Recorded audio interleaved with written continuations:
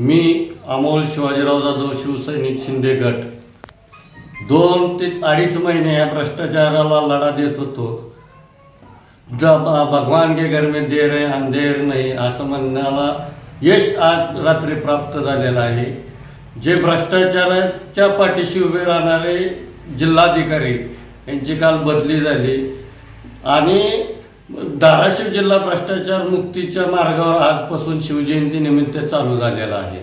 येणाऱ्या नवीन जिल्हाधिकारी साहेबांना विनंती आहे की आपण जिल्ह्याच्या प्रशासनावर पकड निर्माण करून भ्रष्टाचार मुक्त धाराशिव जिल्हा करावा ही नम्र आवाहन विनंती राहील व धाराशिवतल्या सर्व तमाम जनतेला शिंदे गटाच्या वतीने व शिवसैनिक अमोल जाधवच्या वतीने शिवजयंतीच्या हार्दिक शुभेच्छा। जय हिंद, जय महाराष्ट्र।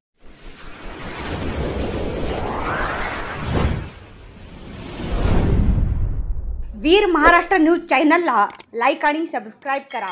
धन्यवाद।